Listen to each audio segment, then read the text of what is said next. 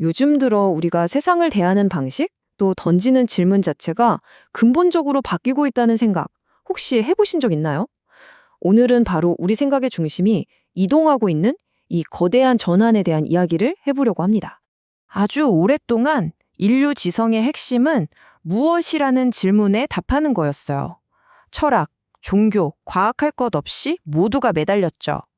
플라톤부터 현대 물리학에 이르기까지 세상이란 무엇인가, 인간의 본질은 무엇인가처럼 사물의 본질을 파고드는 게 가장 중요한 과제였거든요.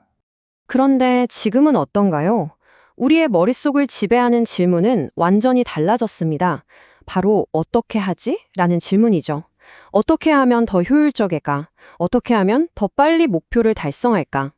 본질을 묻던 과거와 과정을 묻는 지금, 이 변화만 봐도 인류의 의식이 얼마나 크게 방향을 틀었는지 알 수 있습니다. 자, 그럼 이 거대한 전환의 실체를 하나씩 파헤쳐 볼까요? 도대체 이런 질문의 변화는 왜 시작됐는지 그 동력을 살펴보고 이 변화가 우리 세상을 어떻게 바꾸고 있는지도 볼 겁니다. 그리고 이 과정에서 우리가 뭘 잃고 있는지 또 어떻게 하면 두 질문의 균형을 찾을 수 있을지 같이 고민해 보시죠. 그럼 도대체 왜 이렇게 된 걸까요? 이 거대한 생각의 전환 뒤에는 아주 강력한 두 개의 엔진이 작동하고 있습니다. 하나는 인공지능, 즉 AI의 논리고요. 다른 하나는 현대 경제 시스템이 우리에게 요구하는 방식입니다.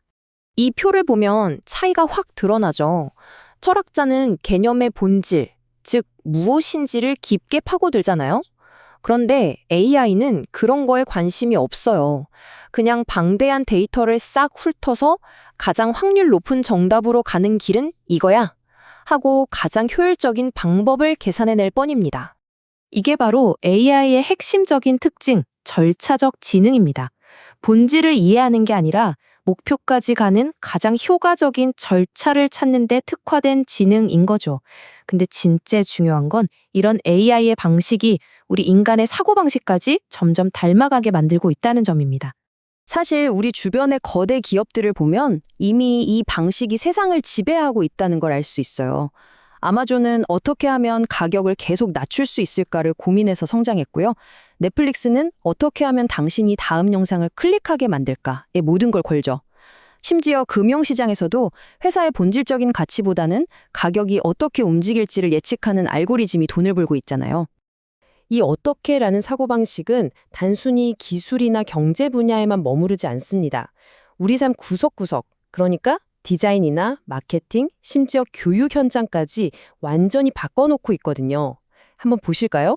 삼성의 유명한 디자인 싱킹 프로세스를 한번 보세요. 여기서 중요한 건 제품의 본질이 아니에요.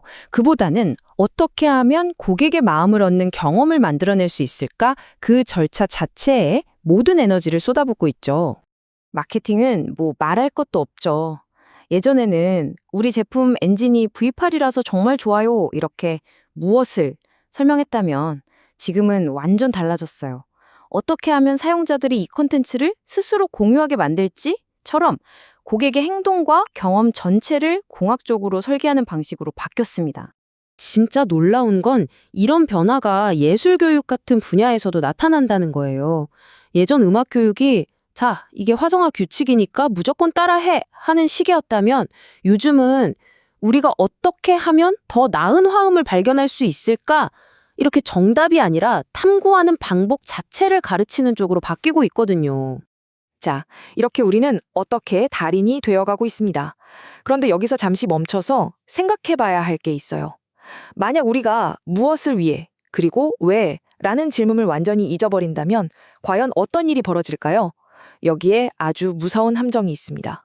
철학자 마르틴 하이데거는 이미 오래전에 이 위험을 경고했습니다. 그는 기술이 그냥 우리가 쓰는 도구가 아니라고 했어요.